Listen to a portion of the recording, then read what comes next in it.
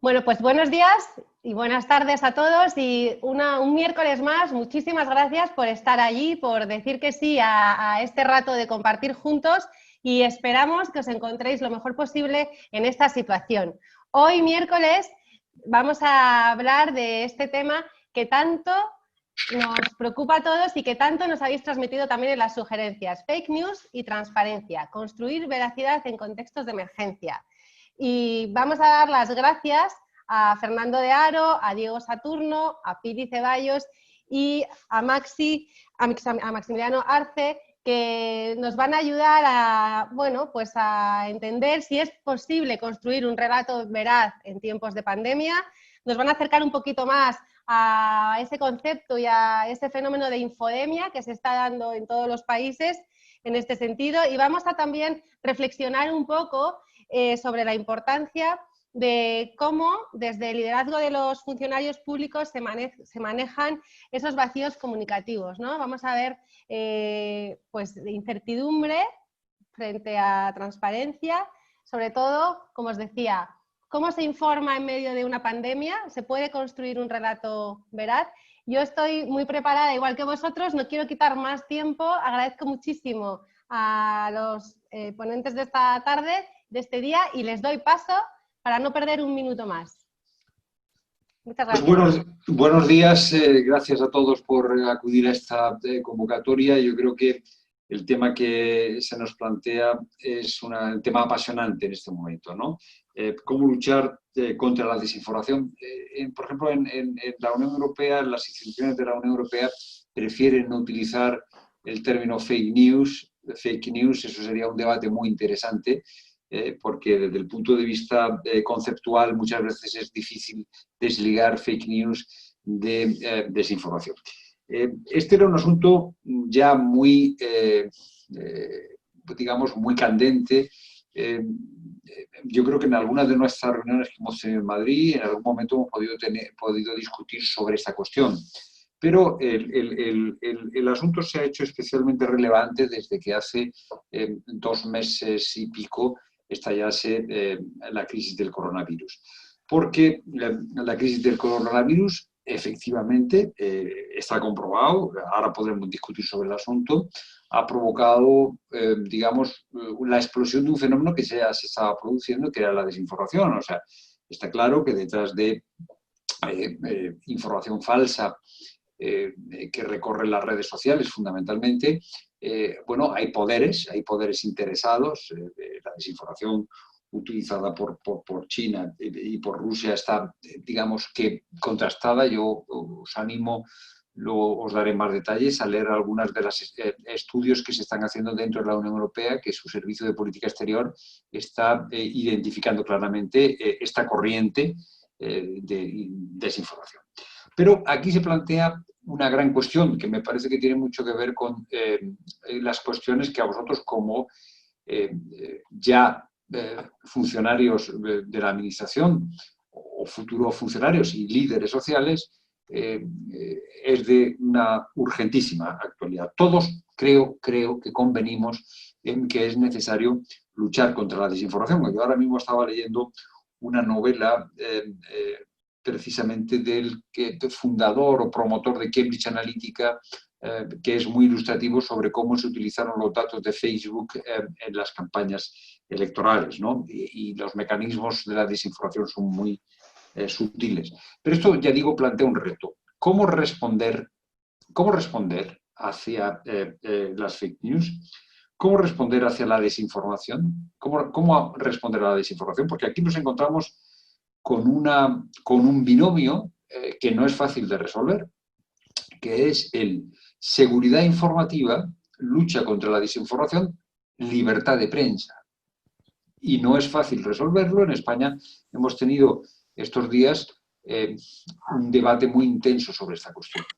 Porque siempre en un Estado de Derecho o en un liderazgo al frente de una administración hay bienes fronterizos que hay que mantener juntos. O sea, no se puede, creo yo, lo planteo como pregunta, lo planteo para el debate, no haríamos al menos esa es la opinión de la Unión Europea, que yo comparto plenamente, haríamos un mal servicio público si el combate contra la desinformación se convirtiese en una limitación de la libertad de expresión. Pero hay que mantener, al menos tendencialmente, el valor de la información veraz junto al valor de la libertad de prensa. Y no es fácil mantener los dos bienes jurídicos, los dos bienes sociales juntos.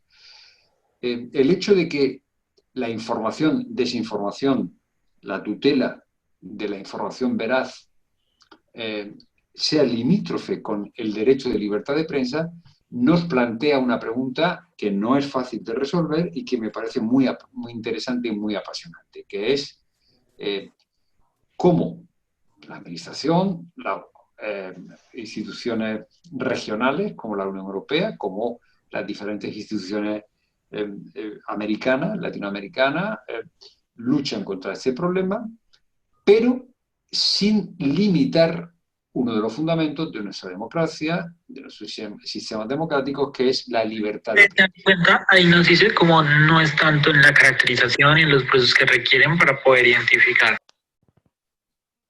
No sé si era una intervención o era un sonido gato. Bueno, entonces yo, sin más, no quiero resolver ahora en los 5 primeros minutos o los 10 primeros minutos el asunto. Yo os lo planteo problemáticamente. O sea, vamos, si os parece en esta hora, podemos debatir sobre este problema, ¿no? El reto de las fake news y la desinformación, el reto de mantener la libertad de prensa viva, libertad de prensa, libertad de expresión, libertad, son un conjunto de libertades, ¿no? Entonces, no sé, tenemos 3 ponentes, me parece, que nos pueden ir aportando cómo se está viviendo en sus países, qué experiencias están haciendo ellos, y a partir de ahí podemos quizá empezar a charlar. No sé si Diego, Maximiliano, Piri, ¿quién quiere empezar a hacer su exposición? Pili, si quieres comenzar. Sí, claro, empiezo yo. Genial. Bueno, primero me presento, mi nombre es María del Pilar, me conocen como Pili, soy de Guatemala. Actualmente me desempeño como asesora y coordinadora del Congreso de Guatemala de los temas de transparencia, economía. Bueno, la pregunta que yo me había planteado cuando me invitaron era ¿cómo nos comunicamos en una época de crisis? Porque existen altas expectativas hacia los funcionarios públicos y bueno, quería compartir mi visión como funcionaria pública. Y parte de lo que se habla, digamos, en comunicación en Latinoamérica es un debate de cómo reaccionaron los gobiernos ante COVID antes y durante, ¿no? O sea, para mí desde Guatemala fue muy clara la reacción, por ejemplo, de Guatemala versus México. Ya Diego nos va a contar un poquito más acerca de México, pero digamos que en principio algunos gobernantes no le dieron la importancia debida. Al final fue un fenómeno mundial que no les quedó más remedio y pues ahora queda la comunicación que es durante, que creo que es lo más importante. Y antes de comenzar, tal vez me gustaría que tuviéramos presente que primero la política es percepción. O sea, no sirve, de nada sirve lo que hagas si no lo comunicas de una forma adecuada.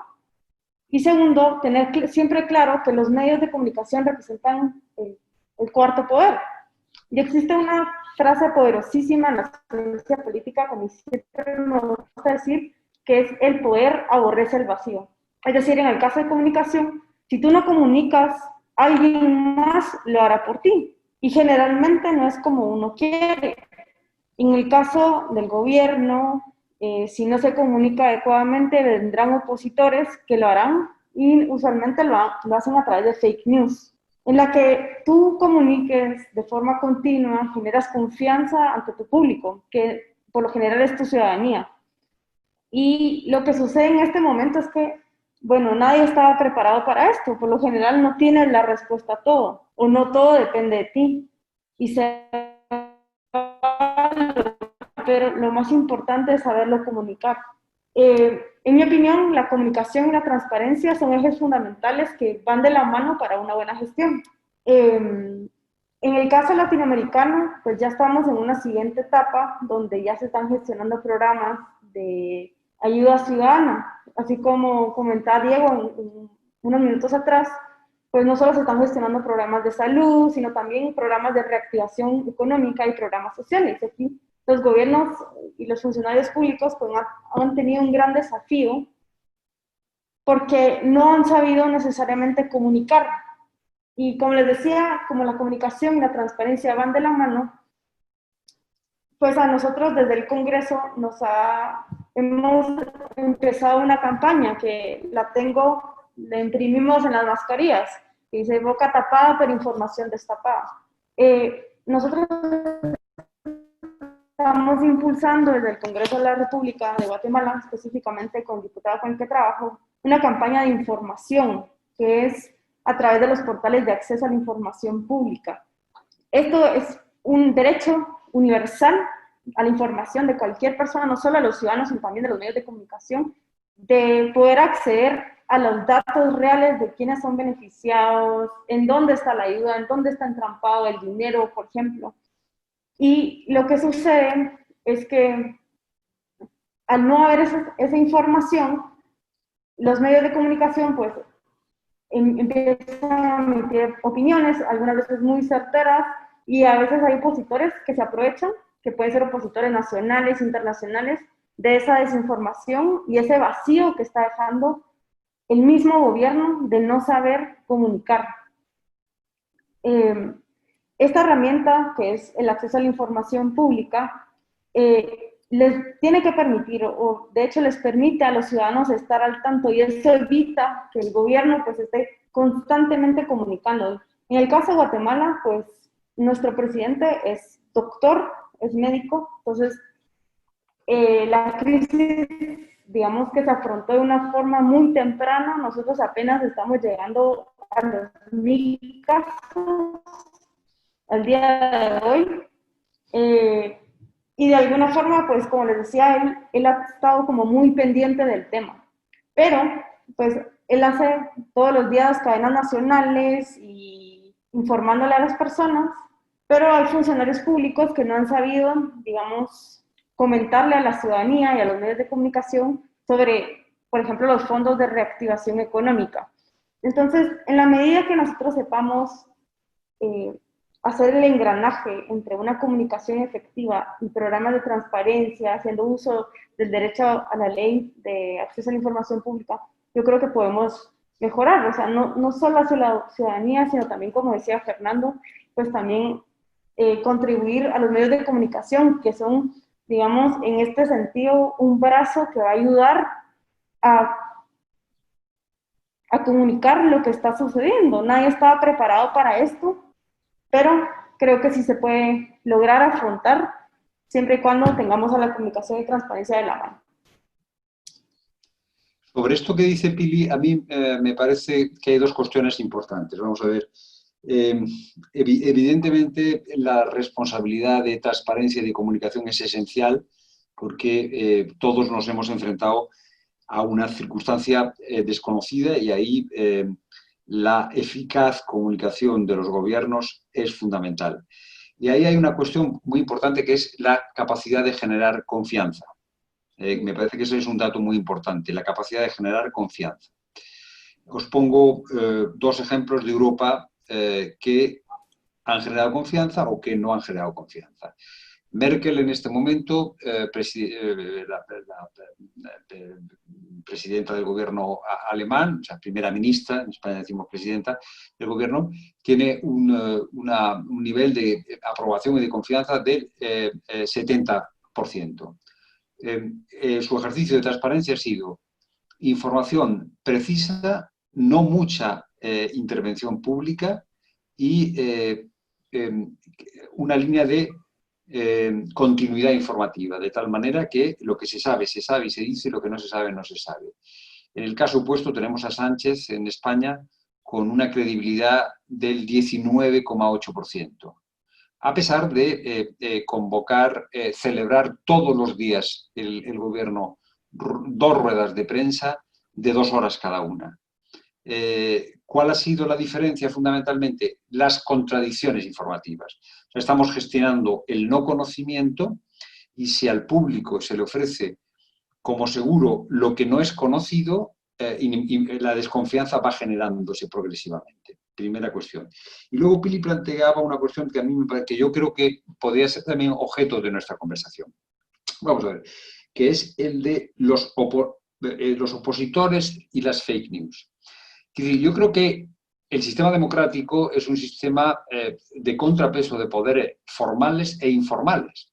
No necesariamente, y lo planteo para el debate, hay que distinguir, me parece, entre la labor crítica que pueda realizar, pero lo planteo para seguir hablando de ello, la oposición política, que tiene que hacer ese trabajo, y los medios de comunicación tradicionales, que sean veraces, que pueden ser un contrapeso interesante para el ejercicio del gobierno. Es decir, por ejemplo, vuelvo a un ejemplo español, en España se suprimieron las comparecencias parlamentarias de los ministros porque la situación era de emergencia. La presión fundamentalmente de los medios de comunicación ha obligado a que esas comparecencias parlamentarias se reproduzcan, ¿no? Por ejemplo, el gobierno ha suspendido el portal de transparencia, el ejercicio de la prensa clásica, ¿no? Ha empujado a que el gobierno tenga que hacer un ejercicio de transparencia. O sea, una oposición realmente democrática y unos medios de comunicación dentro de la galaxia democrática son un contrapeso, me parece a mí. Ahora, aquí hay que establecer la raya y la distinción, y esta es la pregunta con la que yo comenzaba, entre esos sujetos que forman parte de la constelación democrática y los sujetos antidemocráticos, ¿no?, que utilizan la crisis para desestabilizar el sistema. La frontera entre una cosa y la otra no es fácil y podemos seguir conversando sobre estas cuestiones. Pero vamos, a mí lo que me plantea Pili, podemos seguir, digamos, aquí se apuntan ya en la primera intervención 2 o 3 temas que me parece que puede ser objeto de reflexión interesante. Gracias, Pili. Perdón, gracias. Si queréis, seguimos con el planteamiento de Diego, luego escuchamos a Maxi y así, fenomenal, vamos lanzando esas ideas, Fernando, estupendo, que nos van a permitir reflexionar después. Diego, adelante. Gracias, Ole, gracias, Fernando, gracias, Pili. Pues yo comenzaré con datos duros. En México se han contabilizado 637 noticias falsas sobre coronavirus o sobre el COVID-19. Esta es información interna del gobierno mexicano. Yo actualmente trabajo en el gobierno mexicano, en el gobierno de la ciudad, como asesor de medios públicos y también como director ejecutivo de un canal público de televisión mexicana. Pero también ha salido ya un estudio o 2 estudios importantes que me gustaría citar. Uno es el de Luis Ángel Huerta Hurtado, de la UNAM, hablando sobre una radiografía de las fake news en México, donde en un cuestionario de 1.539 personas de 14 a 95 años en 32 estados del país, habla de que en WhatsApp indicó que el 90% de los encuestados dijo haber recibido noticias falsas del COVID-19, así como un 91% de los que utilizan Instagram. En Twitter, la red menos utilizada por los mexicanos, el 89%, dando que en Facebook, 83% de los encuestados. Si nos vamos a una escala mayor, Rasmus Claes Nielsen, que es el director del Instituto Reuters de Periodismo en la Universidad de Oxford, publicó una noticia muy interesante en el Washington Post, donde en Estados Unidos señala que el 54% de los encuestados en una encuesta que fue hecha en Argentina, Alemania, Corea del Sur, España y Reino Unido, el 54% de los encuestados en Estados Unidos confía en las organizaciones que hacen periodismo o en estos news media, confía sobre ese porcentaje. Y el 42%, que son uno de los niveles más bajos de educación formal, dijo que confiaba poco o nada en la gente que realizaba periodismo, o los noticieros, los periódicos o demás cosas. Y el 35% dijo que confiaba muy poco en el gobierno e incluso en la información que emitía el gobierno. O sea, principalmente la gente se está informando a través de redes sociales y está recurriendo poco en Estados Unidos a los noticieros, a el periodismo, a periódicos impresos, digitales y de alguna forma. ¿Cuál es el fenómeno que estamos viendo? Yo creo que eso es lo más importante que hay que entender. Y es que el fenómeno de Internet vino a cambiar la forma entre que los gatekeepers decidían lo que queríamos ver. Antes teníamos editores de medios de comunicación o directores de programación de una televisora que decidían lo que queríamos ver en la pantalla. Llegó Internet y de repente ese gatekeeper se eliminó. Yo diría entre comillas, porque ese gatekeeper se eliminó y más bien se transformó, porque ahora hay un gatekeeper llamado algoritmos. Que eso es gracias a los algoritmos, quizás ahora nos estamos enterando de ciertas noticias. En un entorno donde los medios de comunicación ejercían un poder relevante y controlaban la opinión pública, eso era antes, ejercían estos editores para decidir qué noticias aparecían en televisión y qué noticias veíamos en el noticiero, en este caso, por ejemplo, estelar de México, de López Dóriga, la información que llegaba a nuestros ojos. Pero esa confianza poco a poco se fue desquebrajando en el contexto mexicano, yo creo que en el contexto de varios países de Latinoamérica, por el escenario en el que estamos.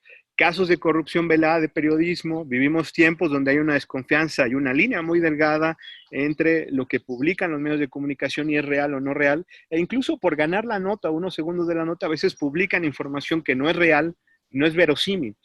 Y en la pandemia ha sido, o podemos ver que ha surgido mucha de esta información, y la pandemia también podría ser una oportunidad de dar confianza para lo que vemos en Internet y para que la gente vuelva a confiar en los medios de comunicación. Ese es uno de los problemas centrales que tenemos ahora. Ahora me gustaría hablar del término de noticias falsas, desinformación, como lo decía Fernando, pero ahora hay que aterrizarlo a lo que se llama infodemia y a algo muy concreto que se llama infoxicación. Concretamente, la infodemia es este concepto que señaló el director de la Organización Mundial de la Salud, hablando de esta campaña o muchas noticias falsas hablando sobre el tema de la información que existe dentro de Internet. Pero también me gustaría apuntar un segundo concepto que tiene que ver con la burbuja de filtro, que es uno de los conceptos que a mí me gustaría esbozar un poco más allá de lo que estamos viendo en Internet.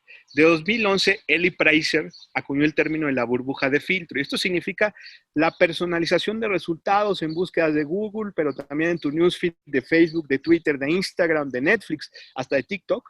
Y es que este algoritmo aprende de tus intereses y gustos. Y obviamente no es lo mismo buscar un término o una palabra en México que en España u otro país de Latinoamérica. Lo mismo ocurre con las redes sociales. Internet va mostrando lo que cree que queremos ver, pero no necesariamente lo que tenemos que ver. El tema es no tener el poder de decidir lo que queremos ver y no observar otros puntos de vista, sobre todo temas que sean importantes, relevantes, ambas características de por qué sí tienen los algoritmos, pero también por qué no, esos contenidos que no nos gustan, puntos de vista opuestos o contenidos que impliquen un reto. Ese tipo de contenidos un poco los algoritmos los han disminuido, estos puntos de vista opuestos y estos contenidos que quizás no nos gusten de acuerdo al algoritmo. Y eso nos lleva a un punto muy importante que es a veces sentirnos aislados y que el Internet se convierta en un reto unipersonal. Ese es uno de los problemas. Y sin duda, en esta parte de los algoritmos yo creo que hay muchos temas de por medio. Decenas o centenas de veces el algoritmo de nuestras plataformas ha ido cambiando, se ha ido transformando.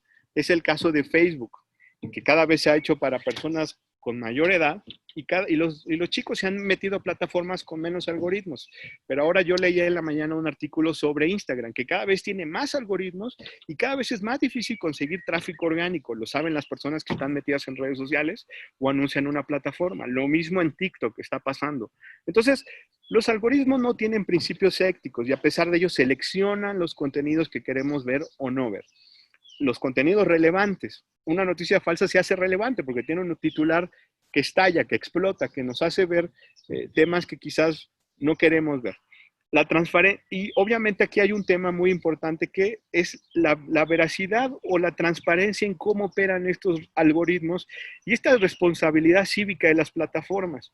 Yo creo que es muy importante esto porque la verdad es que las plataformas digitales tienen un gran punto de vista en esto. Aunque existen esfuerzos de las empresas tecnológicas para detectar bots, noticias falsas a través de la práctica de flagging, o estos moderadores, su labor no ha sido suficiente, sobre todo en plataformas abiertas como Twitter, Facebook y ahora más en plataformas cerradas como WhatsApp, donde proliferan la mayor cantidad de noticias falsas.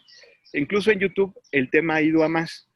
Y yo aquí finalmente les dejo con unas preguntas o algunos tips.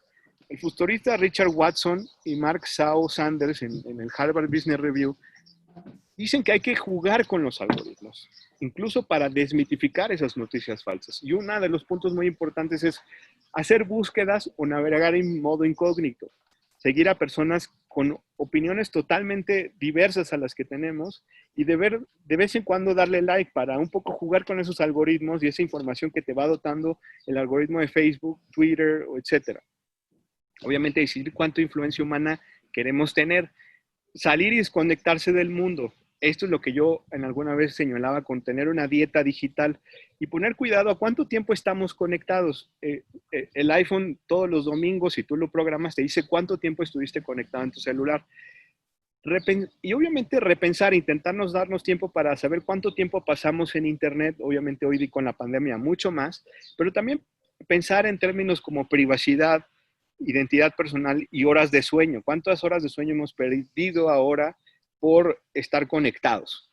La ignorancia selectiva, calidad en vez de cantidad, tener contextos muy amplios a la hora de elegir información, romper rutinas de consumo, leer cosas aleatorias o iniciar pláticas aleatorias con las personas, cultivar una red de personas de influencia con curiosidad y notables con hambre de información que guíen nuestro pensamiento. Esto significa tratar de elegir buenos influenciadores, pero con distintos puntos de vista, no seguir a la manada, trazar nuestro propio camino, encontrar fuentes confiables. A veces las ediciones de los periódicos de fin de semana dedican más tiempo, o los semanarios dedican más tiempo a estos temas, relajarse, las noticias importantes nos terminarán encontrando, hoy eso está muy claro con el tema de los algoritmos, regresar a los libros y sacar tiempo para espacios de lectura tranquila, y finalmente abrazar el silencio en lugares tranquilos, ¿no? Yo por ahí con esto terminaría la primera etapa. Si hay preguntas, después me gustaría dar algunos datos importantes de noticias falsas, cómo detectarlas en estos tiempos de COVID, pero eso lo dejaremos para algunas preguntas más adelante. Yo creo que la intervención de Diego, muchas gracias, yo creo que es muy interesante porque abre un abanico de la problemática. Yo me quedo con 3 o 4 cosas de las que ha dicho y las relanzo como preguntas. Muchos países y regiones tienen estrategias de ciberseguridad, ¿no? La detección de la desinformación programada a través de chatbots, ¿no? Y eso plantea un problema, que es, yo relanzo la pregunta de utilidad de la ciberseguridad, porque es una necesidad estratégica, pero ¿cuál es el límite entre ciberseguridad y libertad de prensa? Diego planteaba una gran cuestión que es la desaparición de la ecología tradicional de los medios de comunicación, que han dejado de ser fuentes confiables, y la búsqueda de información que en realidad no proporciona la alteridad que proporcionaban los medios de comunicación tradicionales. Diego lo ha dicho muy bien, al frente de un medio de comunicación tradicional hay un editor que selecciona lo que realmente es importante, la realidad que es real. Sin embargo, hay ciertas formas de desinformarse a través de redes sociales que en realidad solo uno pretende escuchar lo que le gusta o lo que le confirma en sus prejuicios. La ventaja de un medio de comunicación clásico es que iba más allá de tus prejuicios y se te enseñaba la pluralidad del mundo. Claro, aquí se plantea otro reto, otra pregunta difícil de resolver. En un mundo libre, en un mundo abierto al que todos aspiramos, ¿cómo recupera, digamos, la información editada, la información que muestra la complejidad del mundo, el prestigio en contra de ese consumo de propios prejuicios rebotados a través de las propias redes sociales? Y la cuestión del algoritmo en redes sociales me parece esencial. Quiero decir, aquí hay una pregunta. Ante los grandes poderes emergentes de redes sociales y de manejo de información, ¿qué solución hay para la limitación, ¿no?, de qué se publica, qué no se publica, a qué se le da información? Tampoco aquí se puede hacer una limitación de la libertad de prensa. ¿Es una solución posible un reclamo a la autorregulación de los dispensadores de información nuevos a través de redes sociales?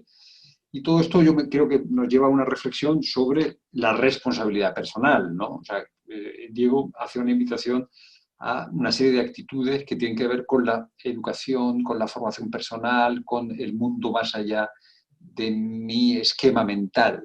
Claro, ¿cómo hacemos para favorecer eso? Si van por ahí las cosas. No sé, a mí la intervención de Diego, que agradezco mucho, como la de Pili, me plantea preguntas que podríamos seguir trabajando sobre ellas. Adelante, muchas gracias, Diego, muchas gracias, Fernando. Adelante, Maxi, te escuchamos. Bueno, muchas gracias y a todos los que están conectados.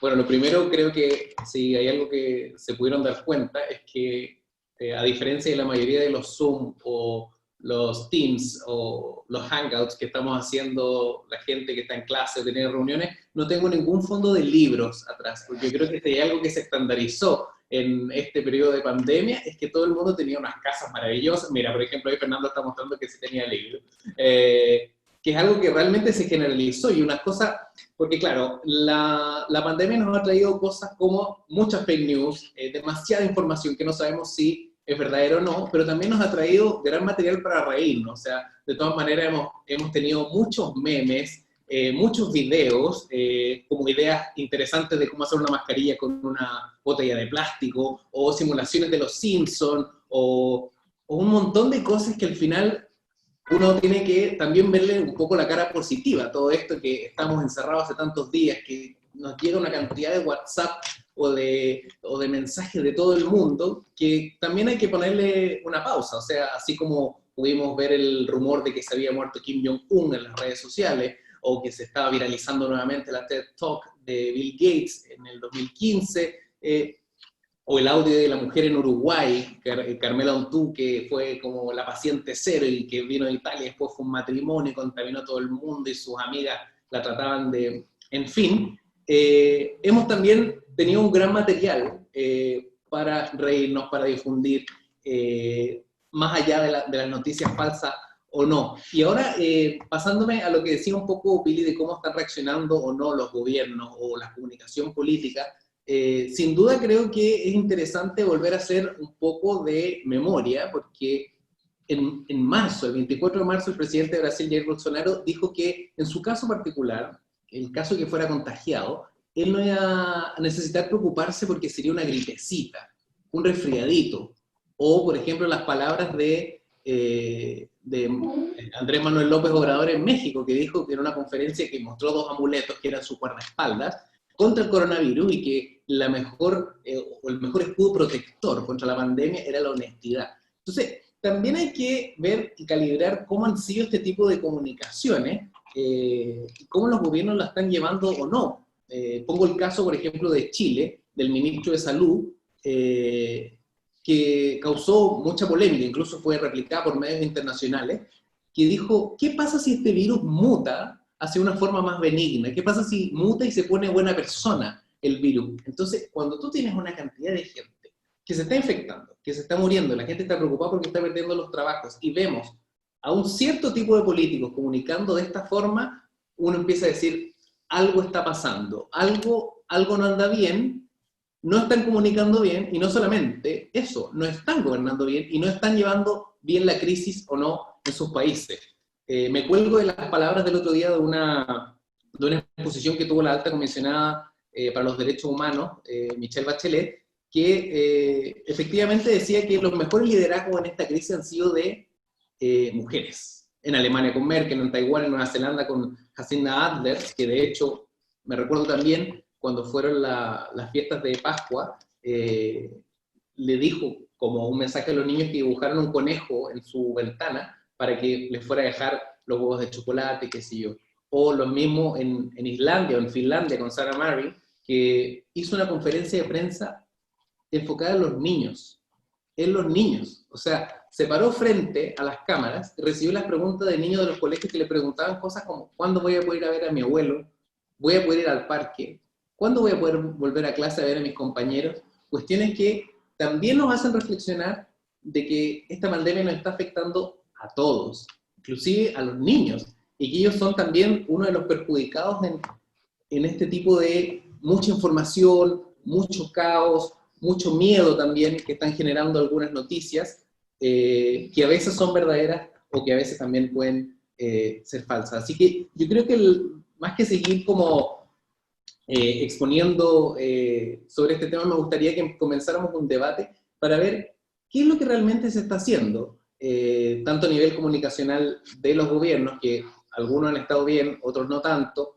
Los medios de comunicación también han tenido grandes problemas para poder comunicar, para poder recopilar los datos necesarios o no, que muchas veces no son transparentes como quisiéramos. En el caso de Chile hay toda una discusión sobre qué datos se están mostrando o no, no están queriendo responder las preguntas que hay que hacer, también pasa lo mismo en Estados Unidos. Entonces creo que la discusión es muy grande.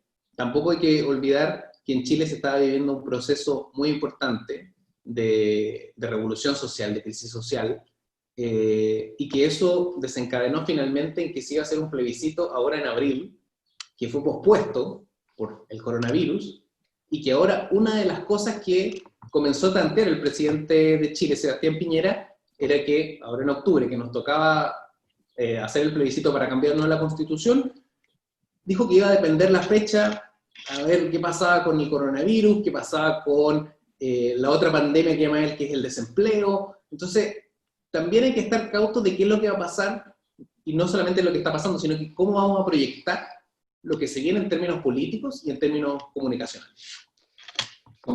Solo recojo como un comentario lo que dice Maximiliano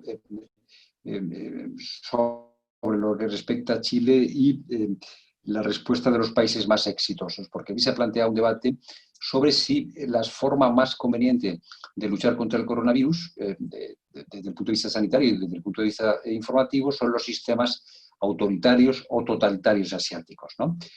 Tú acabas de citar a Taiwán y a Corea del Sur, que han tenido las estrategias más eficaces.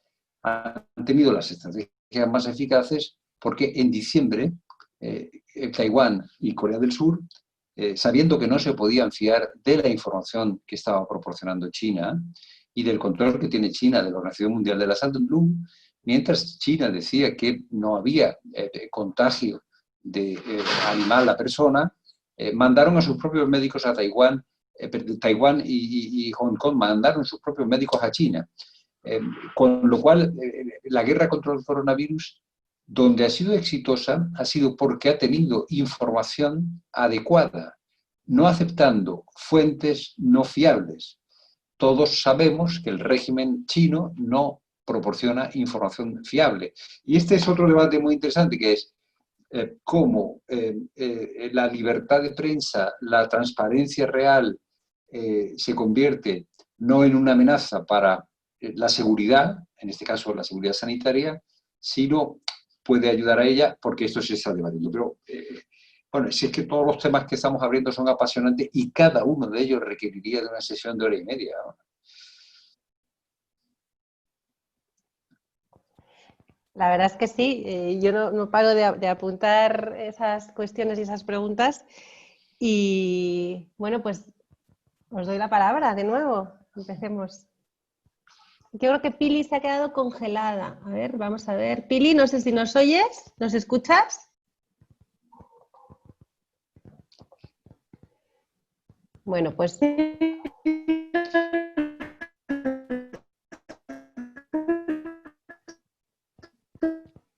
parece que hay dificultad, sí, para la comunicación. Sí, vamos a ver, bueno. Ahora ya.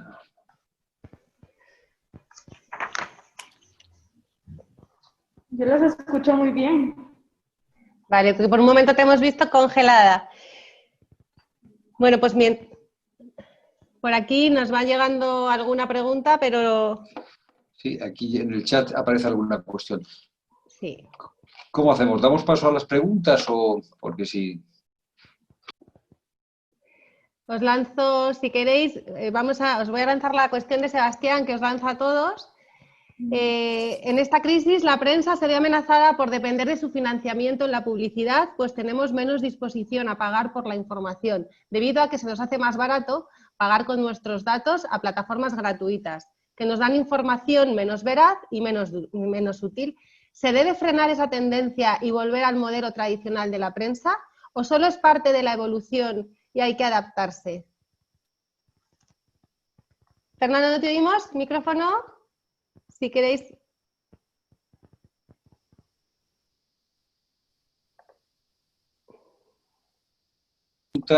Apasionante.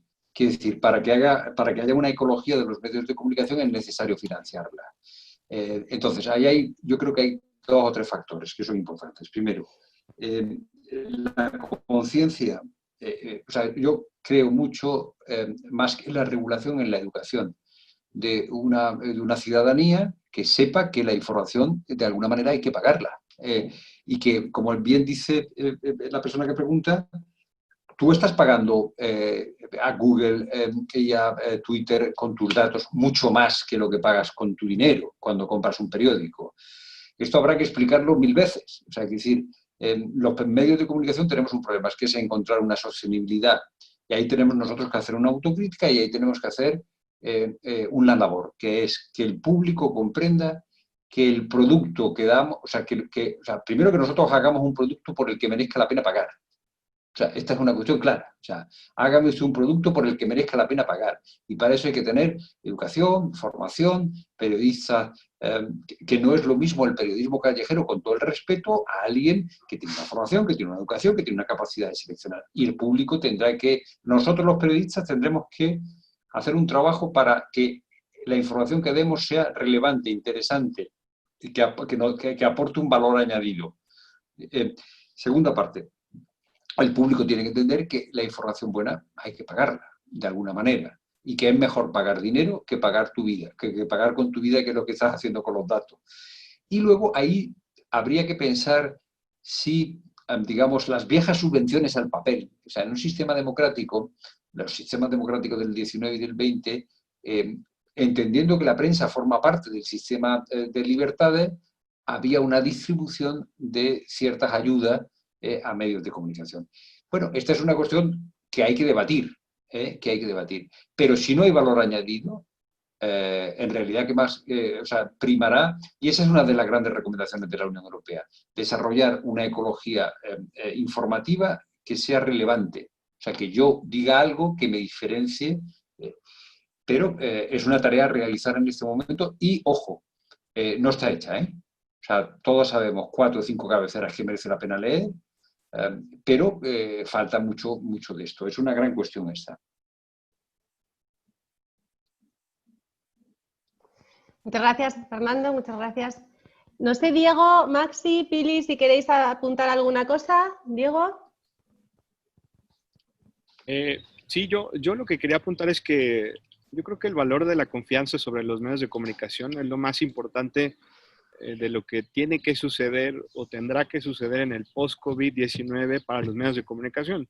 Si los medios de comunicación lograron hacer una cobertura importante o relevante para la gente y lograron disminuir esas ganas por ganar la nota, como decimos en México, que ocurrieron en generar desinformaciones. Y yo también señalaría que es muy importante nosotros como lectores de noticias tener muy en cuenta que cómo detectar estas noticias falsas de COVID-19, ¿no? Muchas veces tienen que ver con un lenguaje que juega con nuestras emociones. A veces son notas que no provienen de una fuente creíble y muchas veces el autor, muy pocas veces, o la gente que comparte la información, verifica si es un artículo de una fuente fiable y no únicamente se comparte. Y solo el 60% de los artículos compartidos en redes sociales son transmitidos por usuarios que ni siquiera leen más allá del titular.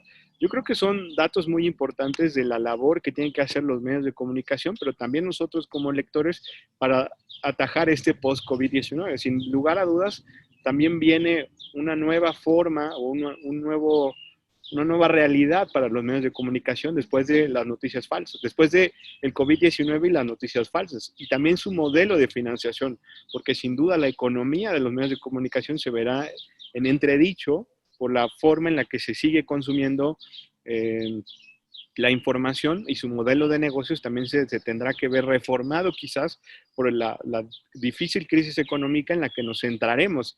Entonces, es una labor en la que habrá que ver qué es lo que ocurre. Algunos medios de comunicación como El País ya están solicitando un registro para vender nuestros datos al país y sacarles alguna rentabilidad. Y otros medios de comunicación pues están tratando por el crowdfunding, ¿no? Entonces será interesante ver cómo salimos todos de esta crisis de medios de comunicación, de credibilidad, de confianza y de COVID-19. Muchas gracias, Diego. Maxi, te veo que quieres... Sí, bueno, totalmente de acuerdo con lo que decía Fernando y Diego. De hecho, El País lanzó una campaña de suscripción que se llama Suscríbete a los hechos. O sea, el mensaje es claro. Hay medios que están informando realmente lo que está pasando y hay otros que se están colgando información que no es la correcta, que no es la fidedigna, y eso está provocando también una ola de rumores, noticias falsas, y que lo peor, está creando confusión en las personas. Por lo menos en Chile, bueno, digamos que la crisis de los medios lleva varios años ya. La diferencia es que ahora con la pandemia se agravó. Y ha provocado, por lo menos en Chile, el despido de más de 250 periodistas, comunicadores, tanto en medios escritos, como web, como en la televisión, como en la radio. Y eso también nos habla de qué es lo que está pasando también en los medios de comunicación, cómo se están trabajando las estructuras o la organización dentro de los medios de comunicación, o también cómo de alguna forma el rol del periodista también ha mutado, de que ahora una persona que cubría específicamente economía, ahora también tiene que ver cosas de salud, tiene que ver cosas de tecnología. Tío, es que no se puede poner. Que por el, Es que está en una llamada, esta de Zoom. Te digo que te llame luego. es complicado ver la crisis de los medios, pero me parece que también hay un llamado de atención a que, sí, así como nos gusta yo tengo clases a Netflix, a Spotify, a HBO o a Disney Plus, lo que sea, también es necesario suscribirse a buenas noticias, a buenos medios, a noticias relevantes y que realmente estén en línea con lo que yo quiero saber de lo que está pasando en el mundo. Muchas gracias, Maxi. A Pili la he perdido. Mientras, vamos a ver si consigue conexión. Os lanzo otra pregunta que nos hacía Florencia Gastaldi de Argentina, y ella plantea, no sé si lo han percibido igual en sus países, pero por lo menos por las primeras semanas en Argentina la información elevada por la prensa estaba referida solo a un aspecto de la realidad, la salubridad. Ninguna abordaba integralmente otros aspectos, como podían ser el sociológico, el político, económico. En lo personal, lo percibí casi como un discurso único y era difícil encontrar información que planteara otros desafíos a afrontar. Por ende, me gustaría conocer su opinión respecto del rol de la prensa en este contexto de pandemia y crisis global. ¿Es mejor que se comunique aunadamente para facilitar el consenso, aun dejando de lado aspectos importantes a tratar? Bueno, yo tengo mucho miedo a los consensos impuestos desde arriba. O sea, quiero decir, siempre es preferible el riesgo que implica una sociedad abierta, una libertad, una información quizá un poco más deficiente o sesgada que el consenso. O sea, en España vivimos 40 años una dictadura, solo se podía informar de una manera. Tuvimos bastante. Y luego, sobre lo que decía Maximiliano y Diego, me parece, y esta persona que interviene ahora, que ella misma, Florencia, hace una crítica sobre cómo se ha informado.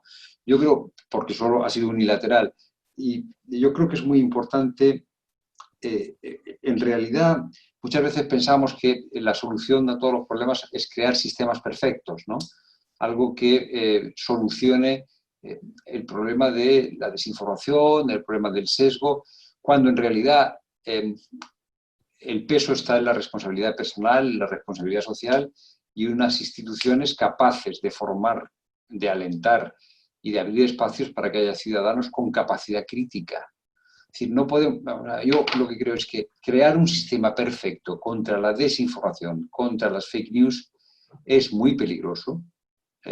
Y sin embargo, alentar desde las instituciones la formación, la educación, la capacidad crítica, la capacidad de contraste, lo que decía Diego, la capacidad de hablar con el otro, etcétera, etcétera, es lo que permite, o sea, un público maduro, crítico, democráticamente formado, amante de la libertad, probablemente sea el mejor antídoto contra la mentira, las fake news y contra la pretensión de ahogar la libertad. Por ejemplo, Florencia ha hecho una crítica muy interesante a cómo se está informando en Argentina, con un sesgo solo sanitario. ¿Por qué? Porque es el exponente de un lector con capacidad crítica. Yo creo que la mejor arma, dicho todo, sin quitarle de importancia a todas las cosas que hemos dicho, pero la mejor arma es formar un público con capacidad crítica.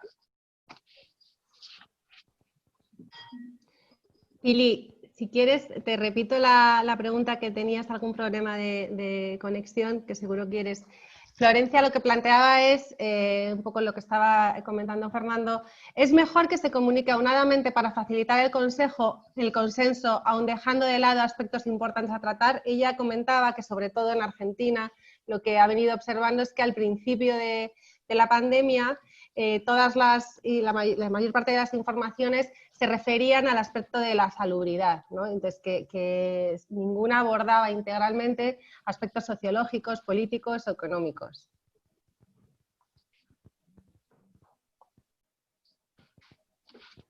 Yo igual estoy muy de la mano de Fernando. Yo creo que sí deben existir posturas oficiales, o sea, institucionales. La institución debe pronunciarse siempre, pero nunca puede ser centralizada. Lo mejor que podemos, o sea, la mejor arma que nosotros tenemos es la democracia, la diversidad de opiniones, aunada a la libertad de expresión, y esto debe ser reflejo en el sistema. No podemos permitir que solo se hable de una cosa o solo se hable de otro, y sobre todo que solo venga de un lado. Para eso creo que vivimos en democracia, para eso tenemos pues diferentes, como decía yo al principio, pues para eso existen opositores críticos en muchos sentidos.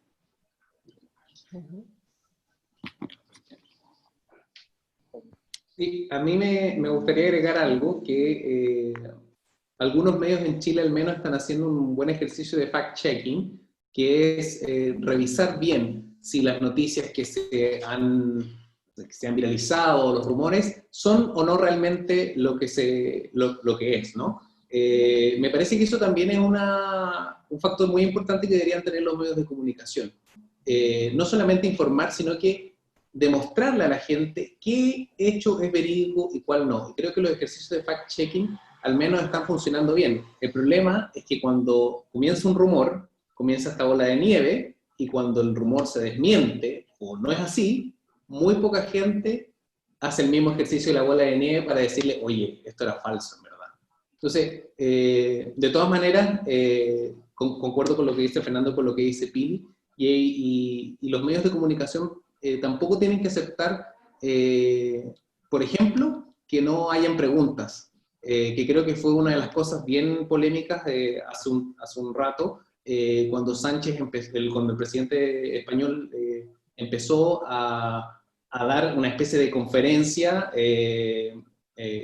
vía web o telemático, por streaming, lo que sea, y la orden era que no iba a aceptar preguntas.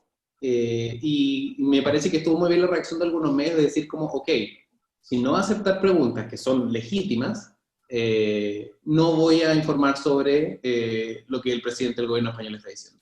Creo que también hay que tener este juego o bien sentar las bases de que, ok, estamos frente a una situación de crisis, lo mejor es informar transparentemente y decir lo que está pasando o lo que no está pasando. Hay desde luego la presión de los medios en España ha sido decisiva para frenar este tipo de actuaciones. Gracias, Fernando. Diego, apuntabas también. Sí, he puesto ahí en el chat de todos, yo creo que es el mejor sitio, que es esta Coronavirus Facts Alliance de Pointer, que ya anteriormente han tenido ejercicios, sobre todo las noticias falsas las veíamos en contextos electorales, en contextos de mucha volatilidad, fenómenos como catástrofes naturales, terremotos, etcétera, es cuando más noticias falsas vemos. Y bueno, ahora con el coronavirus. Pero este sitio que acabo de compartirles es muy interesante porque puedes ver por país la institución en la que está afiliada esta alianza para detectar noticias falsas, las notas que han publicado de fact-checkers, como lo señalaba Maxi, es muy interesante, y los temas, tópicos y demás cosas sobre el coronavirus. Entonces, la verdad, sin duda, es una herramienta bastante útil para luchar contra la infodemia, la infoxicación y las noticias falsas. Muchas gracias. Y Fernando, nos compartías también. Sí, os he enviado el informe hecho por un grupo de expertos de la Unión Europea que me parece, o sea, esto es una cosa que creo que debe estar muy abierta, pero que es material para pensar. Y ahí mando un par de las recomendaciones que hacen. El informe de la Unión Europea me parece que es interesante como material, y subrayo el fact-checking, que me parece que es una tarea de los medios que tenemos que renovarnos en esa dirección. El ejercicio de fact-checking, que es complicado hacerlo bien. Aquí volvemos a lo mismo. Hay que tener una cierta especialización, una cierta capacidad crítica, para que, pues eso que nos venden como hechos no son hechos. Ese es el problema, ¿no? Que todo el mundo vende como hecho lo que no es hecho. Pero ese informe me parece que merece la pena. Muchas gracias.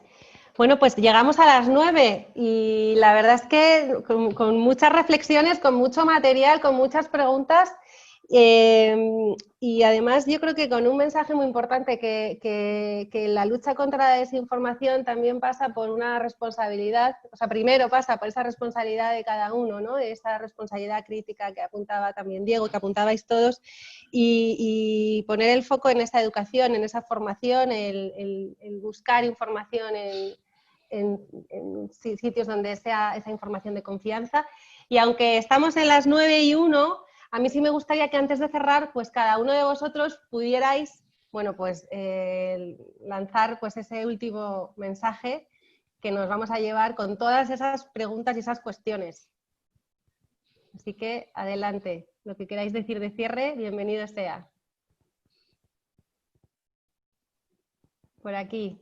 Maxi. Yo simplemente agradeceros este rato, que a mí personalmente como periodista, me resulta muy estimulante, y que creo que es un método, ¿no? Que es personas que tienen preocupación por el bien común, que saben pensar, dialogar y afrontar y enfrentarse a los retos actuales, ¿no?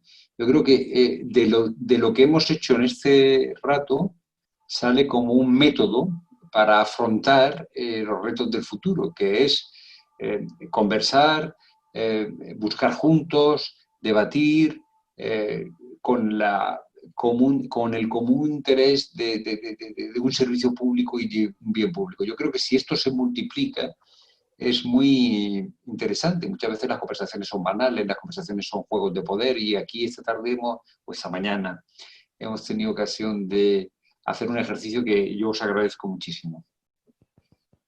Muchas gracias.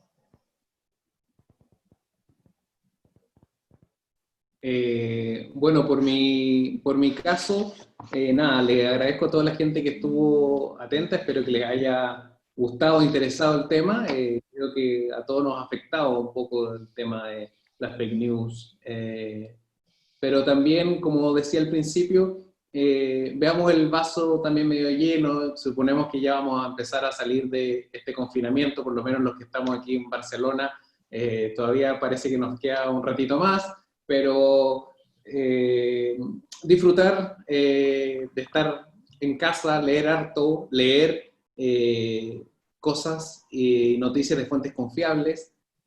Si tienen los recursos y los medios para poder suscribirse a algún medio veraz. Creo que la invitación ya está hecha y nada, seguir compartiendo memes y videos entretenidos.